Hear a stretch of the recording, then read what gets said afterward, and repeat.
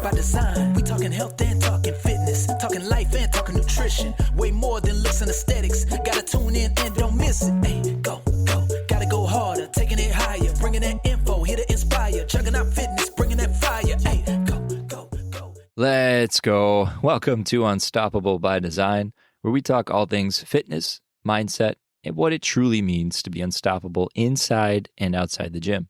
I'm Matt Terry, and we're back for week 2 of our 4-week Olympic lifts series. So last week we covered the high level, the 2 lifts, why they matter, why they belong in your training, even if you've never planned on competing. And today we're going to go where most lifters fall apart, and it's the pull from the floor. So here's what I want you to think about.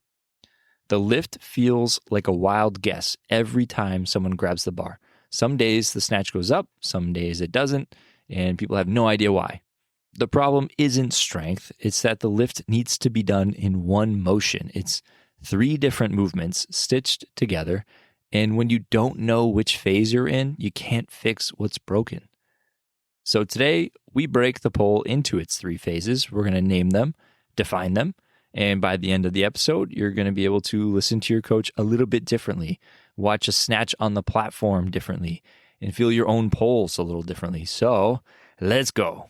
So the 3 different phases, you're going to want to memorize these. Just kidding. Just listen back if you need a refresher. But phase 1 is the first pull. It's going to be from the floor to about your knee. This one is always meant to be a little slower, a little more patient, and a little more controlled. The bar leaves the ground and travels up to about your kneecap. All right, phase 2 is going to be the transition. This is going from that knee area to your mid-thigh. This is the part most people don't even know exists. The bar passes your knees, your shins push back, your torso comes up. It's a setup move, not a power move. Now, phase 3 is going to be our second pull. We're going from that mid-thigh area to full extension.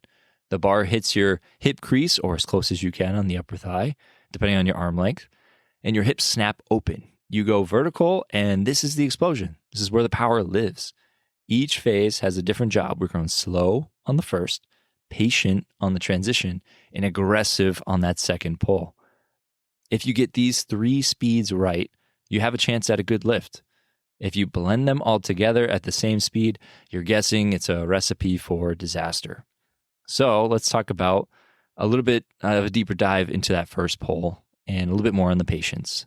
So it's the floor to the knee.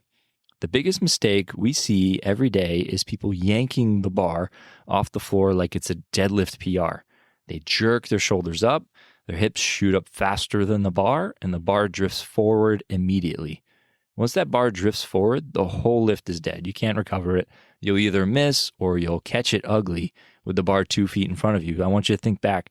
Those times when you fail to lift and the bar just drops in front of you, you're like, there's no way I could have pulled that back. Chances are we probably just yanked that bar off the floor. So here's a cue that I want you to think about. I want you to peel the bar off the floor. Slow, controlled, set your back, take your breath, and lift the bar like it's stuck to the ground with tape. Your shoulders stay over the bar, your hips and your shoulders rise at the same rate. When you do this right, the first pull feels slow on purpose. It feels almost boring. And that's the point. Your first pull is the setup for everything else. You're not trying to win the lift here. You're trying to not lose it. Now let's talk about the transition here, or that second phase. And this is from that knee area to mid-thigh. This is a 6-inch window where 90% of lifts get decided. That's just me guessing. I actually don't know if 90% are missing here, but it causes a good amount of misses. Here's what's supposed to happen. The bar passes your knee, your shins push back out of the way, your torso comes up a little, your knees rebend slightly underneath you. This is what coaches call the scoop or the double knee bend. If you've ever taken one of my classes, I always say your hips scoop. This is the scoop part of the lift. So you're loading your legs to fire. You're getting your body into a position to explode straight up. Here's what actually happens for most people. They blast right through it. The bar passes the knee and they just yank harder. The bar drifts forward and they end up muscling it up with their arms.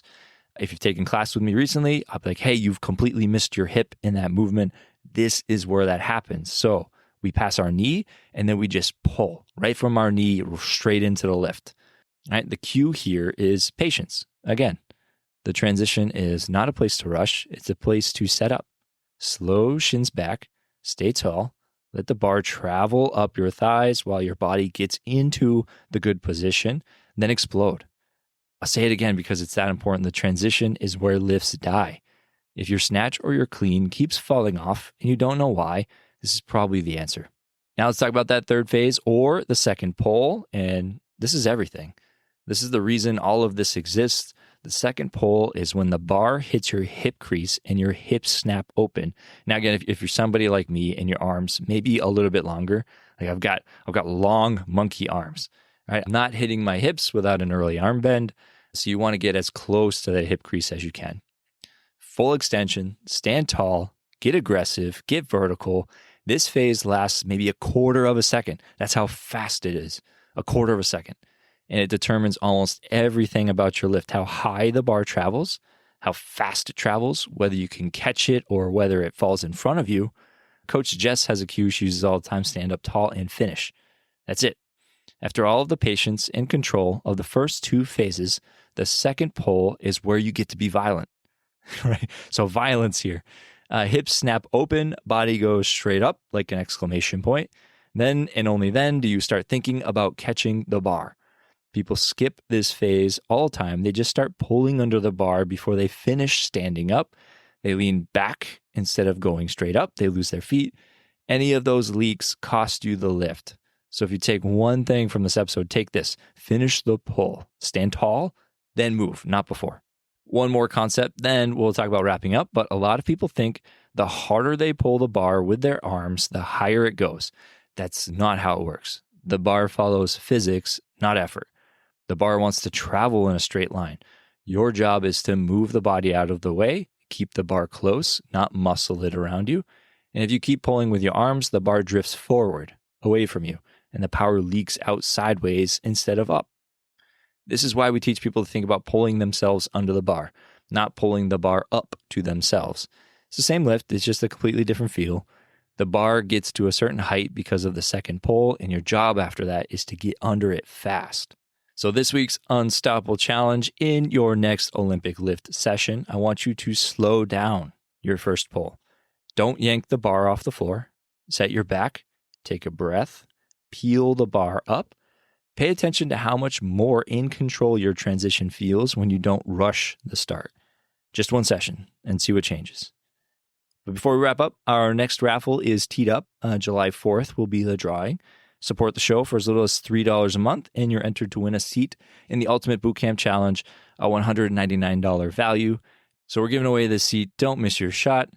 And new episodes land every Tuesday. And next week, we're going to be tackling the catch, the part of the lift that breaks most people's brains because it's completely backwards from how they think it should work.